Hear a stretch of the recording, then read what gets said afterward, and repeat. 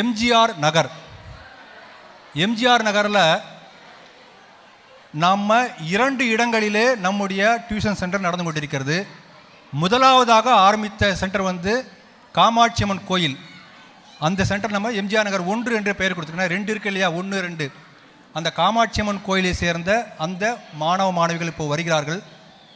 இங்கு வந்திருக்கும் அனைவருக்கும் வணக்கம். என் பெயர் குகன். நான் எம்ஜிஆர் நகர் காமாட்சி அம்மன் கோவிலில் மாலை வகுப்பு படிக்கின்றேன். என் ஆசிரியர் பெயர் அகல்யா. இப்போது எங்கள் மாணவர்கள் கும்மி ஆட்டம் ஆடப்போகிறார்கள்.